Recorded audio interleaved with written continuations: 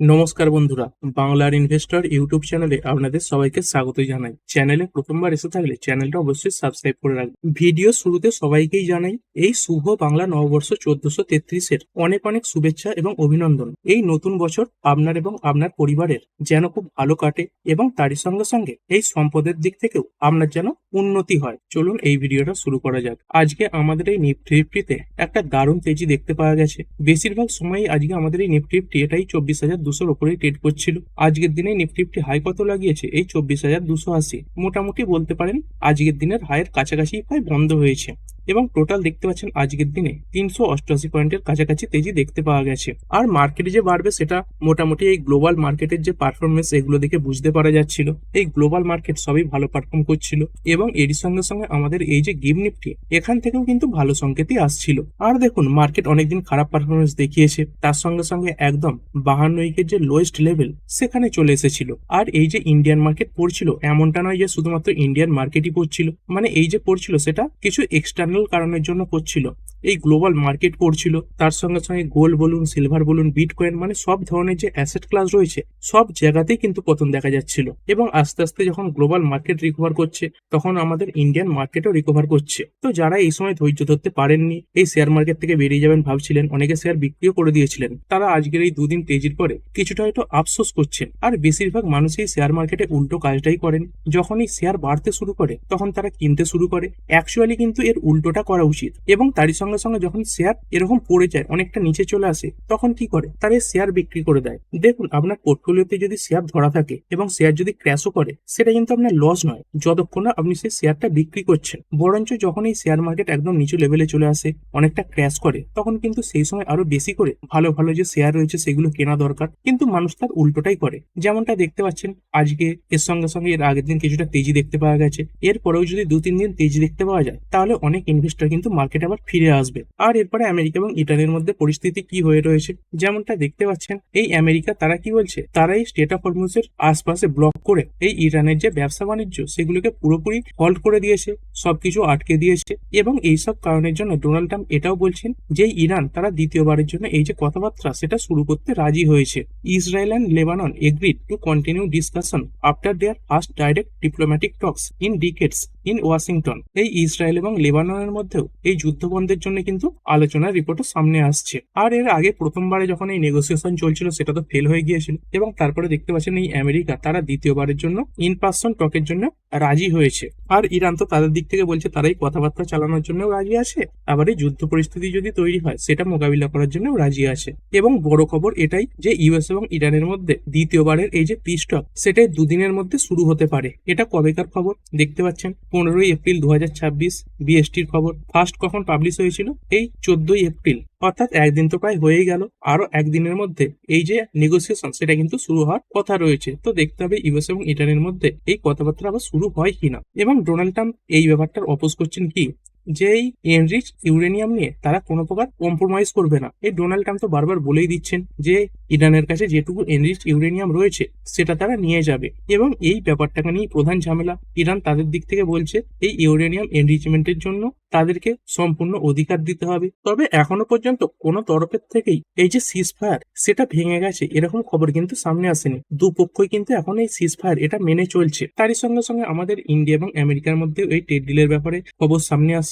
গতকাল আমাদের প্রধানমন্ত্রী নরেন্দ্র মোদীজির সঙ্গে এই ডোনাল্ড ট্রাম্পের 40 মিনিট ফোন কলে কথাবার্তা হয়েছে। এই ট্রেড ডিলের ব্যাপারে কি খবর সামনে আসছে, Indian delegation to visit Washington next week for talks. তো এর পরবর্তী সপ্তাহে আমাদের ইন্ডিয়ার টিম তারা কিন্তু এই আমেরিকাতে যাচ্ছে এই ট্রেড ডিলের ব্যাপারে কথাবার্তা বলার জন্য। এটাও কিন্তু মার্কেটের জন্য পজিটিভই ব্যাপার এবং এই শান্তি প্রতিষ্ঠা হতে পারে। এই খবরের জন্য যদি দেখেন আজকের দিনে আমাদের মার্কেটে খুবই ভালো একটা তেজি দেখতে পাওয়া গেছে। বিভিন্ন ব্রড মার্কেট ইন্ডাস্ট্রিজ দেখতে পাচ্ছেন নিফটি 50 প্রায় 2.25% বাড়া, নেক্সট 50 বেড়েছে 2.15%, নিফটি ব্যাংক 1.25% বেড়েছে, ফাইন্যান্সিয়াল সার্ভিস বেড়েছে 1.53%, মিড ক্যাপ সিলেক্ট 2% এর উপরে বাড়া। তারপরে 100, 200, 500 দেখতে পাচ্ছেন সব প্রায় 2.5% এর কাছাকাছি বেড়েছে। মিড ক্যাপ 50, মিড ক্যাপ 100 2.29%, 2.20% বেড়েছে। স্মল ক্যাপও ভালো তেজিতে ছিল 2.35% এই স্মল ক্যাপ 100 এবং এই স্মল ক্যাপ 50 এটা বেড়েছে 2.38%। এবং এরই সঙ্গে সঙ্গে আমাদের ইন্ডিয়ার যে ভলিটিলিটি ইন্ডেক্স রয়েছে ইন্ডিয়ান ভিক্স, এটা দেখতে পাচ্ছেন প্রায় 9% কাছাকাছি ক্র্যাশ করেছে। তো যেটা 27-28-এর উপরে উঠে গিয়েছিল সেটা আস্তে আস্তে কিন্তু শান্ত হচ্ছে, এই 20-র নিচে নেমে গেছে। আর ওভারঅল মার্কেট ব্রেথ আজকে কেমন ছিল, এটাও আজকে সলিড ছিল। যেমনটা দেখতে পাচ্ছেন আজকে এনএসসি তে যে 3361 খানা স্টক ট্রেড হয়েছে, তাদের মধ্যে পড়া শেয়ারের সংখ্যা মাত্র 438 খানা, এবং সেখানে বেড়েছে কতগুলো শেয়ার, 839 খানা শেয়ার। একখানা পড়া শেয়ারের সামনে বলতে পারেন আজকে প্রায় 7 খানার কাছাকাছি বাড়া শেয়ার ছিল। আর এরপর বিভিন্ন সেক্টর কেমন পারফর্ম করলো, আজকে প্রতিটা সেক্টরে দমদার র্যালি দেখতে পাওয়া গেছে। এই নিফটি অটো 1.5% উপরে বাড়া, ফাইন্যান্সিয়াল সার্ভিস এটা 1.60% বেড়েছে, এফএমসিজি এটা বেড়েছে 1.51%। আর এই নিফটি আইটির এর একটা বড় কন্ট্রিবিউশন রয়েছে, সেই নিফটি আইটি বেড়েছে 3.25%-এর উপরে, মিডিয়া বেড়েছে 2.15%, মেটাল বেড়েছে 1.77%, ফার্মা প্রায় 1.5%, পিএসইউ ব্যাংক 1.13% বেড়েছে, প্রাইভেট ব্যাংক বেড়েছে 1.23%, রিয়েলটি এটাও 2.5%-এর উপরে বাড়া। মানে এমন কোনো ইন্ডেক্স নেই যেগুলো আজকে লাল নিশানে বন্ধ হয়েছে। আর এরপরে কিছু শেয়ার যেগুলো আজকে সব থেকে ভালো তেজিতে ছিল, তার মধ্যে প্রথম যে কোম্পানি সেটা হচ্ছে রিলটেল কর্পোরেশন অফ ইন্ডিয়া লিমিটেড। এই যে গতকাল ছুটি ছিল, তার মধ্যে এই কোম্পানিতে অনেকগুলো অর্ডার পাওয়ার খবর সামনে এসেছে। তো বিভিন্ন জায়গায় বিভিন্ন রকম অর্ডারের খবর দেখতে পাবেন। এইখানে দেখতে পাচ্ছেন একটা টানেল কমিউনিকেশনের অর্ডার পেয়েছে 564 কোটি, কোনো জায়গায় আবার দেখতে পাবেন এই 608 কোটির অর্ডার পেয়েছে, এবং এই অর্ডারটা আরবিএনএল এর তরফ থেকে পেয়েছে। এবং তারই সঙ্গে সঙ্গে আরো একটা অর্ডারের খবর সামনে আসছে, যেটার ভ্যালু হচ্ছে 309 কোটি। তো এই মাল্টিপল অর্ডার জেতার খবরে এই স্টকে আজকে ভালো একটা তেজি এসেছে। তারপরে আরো অনেক স্টক বেড়েছে। এই গ্যালেন্ট ইস্পাত দেখতে পাচ্ছেন 20%-এর আপার সার্কিল লাগিয়ে দিয়েছে। তারপরে দীপক ফার্টিলাইজার্স 11.5%-এর উপরে বাড়া, জয়প্রকাশ পাওয়ার ভেঞ্চার্স 8.97% বাড়া, অ্যাপকনস ইনফ্রা এটা বেড়েছে 9%-এর উপরে। তারপরে পিজি ইলেকট্রোপ্লাস্ট এটা বেড়েছে 10.30%। আর এই পিজি ইলেকট্রোপ্লাস্ট এরা কি কাজ করে থাকে, এসির বিভিন্ন যে কম্পোনেন্টস সেইগুলো তৈরি করে থাকে। আমাদের যে এসির বিভিন্ন কোম্পানি দেখেন, এই ভোল্টাস রয়েছে, ব্লুস্টার রয়েছে, এরকম যে বাকি কোম্পানিগুলো, তারা তো এসিটাকে শুধুমাত্র অ্যাসেম্বল করে থাকে, নিজেদের যে ব্র্যান্ডিং সেটা করে থাকে, কিন্তু তাদের যে যন্ত্রাংশ সেগুলো কারা সাপ্লাই করে, তাদের মধ্যে দুটো কোম্পানি প্রধান রয়েছে, একটা হচ্ছে পিজি ইলেকট্রোপ্লাস্ট আর একটা হচ্ছে অ্যাম্বার এন্টারপ্রাইজেস। তো এরকম রিপোর্ট সামনে আসছে যে এবছর খুব বেশি গরম পড়তে পারে, এবং সেই কারণে এদের যে সেলস সেগুলো বাড়তে পারে। তো এই এসির বিক্রি বেশি হওয়া মানে কি, তাদের যে কম্পোনেন্টস সেগুলো তো বেশি বিক্রি হবে। তো সেই কারণে এই কোম্পানিগুলো কিন্তু এই বছর গরমটা খুবই ফোকাসে থাকতে পারে। তারই সঙ্গে সঙ্গে এদের যে নাম্বার সেগুলো কিন্তু সলিড আসতে পারে। তারপরে এই অ্যাজিস লজিস্টিক্স এটা বেড়েছে 6.55%। এই বেশিরভাগ স্টকই টপ লেভেল থেকে অনেকটা পড়ে গিয়েছিল, যদি এই স্টকটাও দেখেন মোটামুটি এই টপ থেকে 35-40% পড়ে গিয়েছিল। আর যেসব কোম্পানিগুলো খুব ভালো ভ্যালুয়েশনে চলে এসেছে সেই সব কোম্পানিগুলোতে কিন্তু ভালো তেজি আসছে। তারপরে আর পাওয়ার এটা 10%-এর উপরে বেড়েছে, সায়েন্ট লিমিটেড এটা বেড়েছে 7.5%-এর উপরে। এই সায়েন্টের জন্য কিছু খবর সামনে আসছে। কি খবর, এই কোম্পানি এপ্রিলের 23 তারিখে বোর্ড মিটিং বসাতে চলেছে, যেখানে দেখতে পাচ্ছেন এই কোম্পানিটা তাদের যে রেজাল্ট সেটা তো প্রকাশ করবেই, তার সঙ্গে সঙ্গে দেখতে পাচ্ছেন এই ডিভিডেন্ড এবং তার সঙ্গে সঙ্গে বাইব্যাক এগুলোর ব্যাপারে প্রস্তাব সামনে রাখতে পারে, দেবেই এরকম কোনো গ্যারেন্টি নেই। দেখতে পাচ্ছেন কনসিডার। তারপরে শেয়ার মার্কেট রিলেটেড বিভিন্ন কোম্পানি ভালো তেজিতে ছিল, যেমন যদি গ্রোর কথা বলি দেখতে পাচ্ছেন প্রায় 7%-এর কাছাকাছি বাড়া।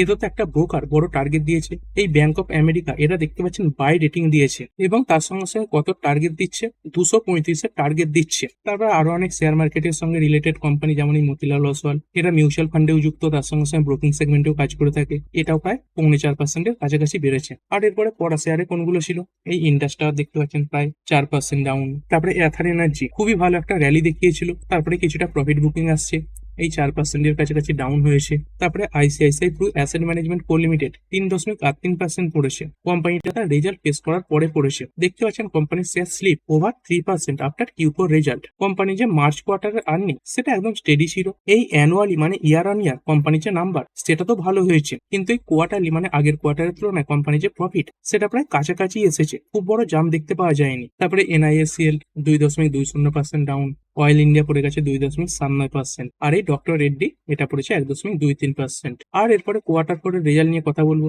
কিছু কোম্পানি আজকে কোয়ার্টার পর রেজাল্টের কারণে ফোকাসে ছিল, সেগুলো আজকে তাদের পারফরমেন্সও দেখিয়ে দিয়েছে। যেমন এই আনন্দ রাঠি শেয়ার্স, এটা একসময় ভালো তেজিতে ছিল, 4-5% তেজিতে ছিল, সেখান থেকে পড়ে গিয়ে 1.70% পজিটিভে বন্ধ হয়েছে।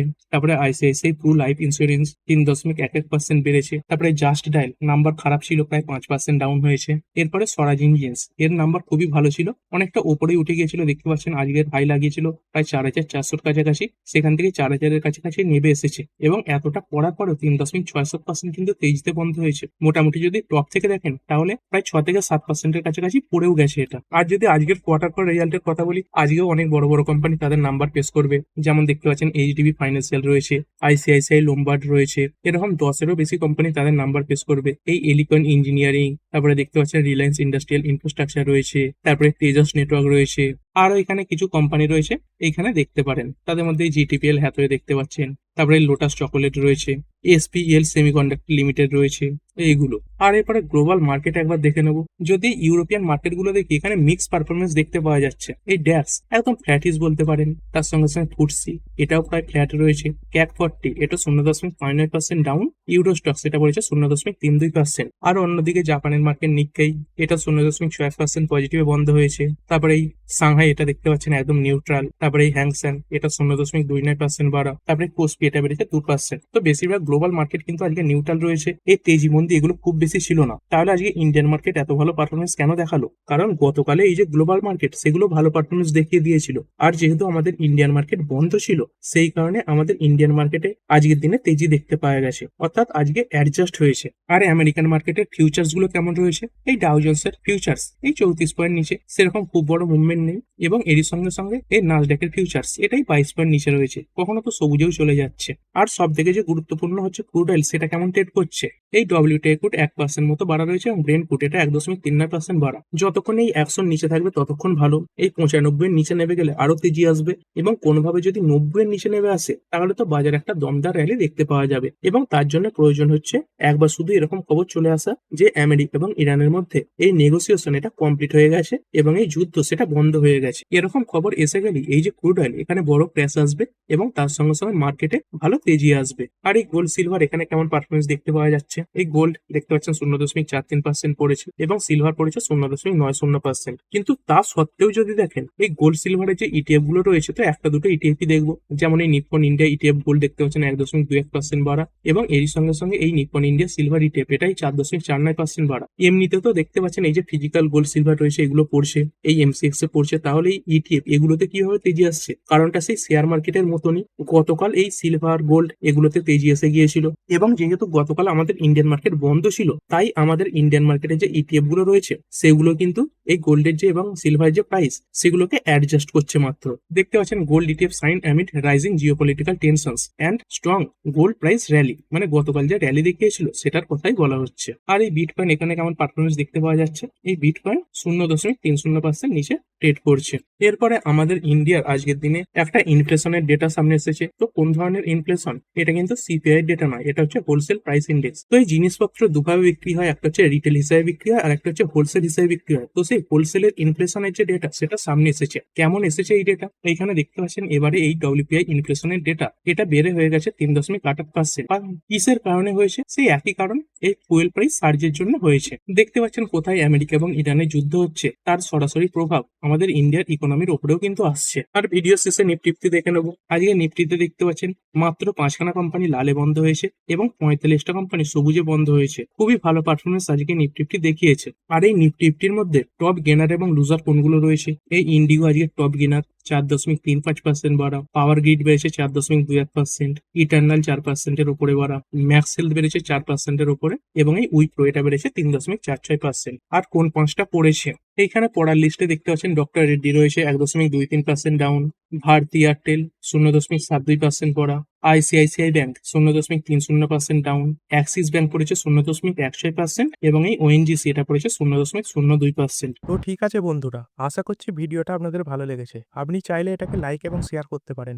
আর শেয়ার মার্কেট সংক্রান্ত ডেইলি নিউজ আপডেট পেতে চ্যানেলটা সাবস্ক্রাইব করে রাখবেন এবং পাশে থাকা বেল আইকনটি টিপে অল অবশ্যই সিলেক্ট করে রাখবেন, যাতে পরবর্তী ভিডিওর নোটিফিকেশন আপনার কাছে সময় মতো পৌঁছে যায়। আর হ্যাঁ, ভিডিওটি শুধুমাত্র ইনফরমেশন এবং এডুকেশনাল পারপাসের জন্য বানানো হয়েছে। আমি সেবি রেজিস্টার্ড নই, তাই কোনো প্রকার শেয়ারে কোনো প্রকার বাই, সেল, হোল্ড বা অ্যাভারেজ করার কোনো সিদ্ধান্ত নেওয়ার আগে আপনার যে ফাইন্যান্সিয়াল অ্যাডভাইজার আছে তার সঙ্গে অবশ্যই আলোচনা করবেন। দেখা হচ্ছে পরের ভিডিওতে। ধন্যবাদ।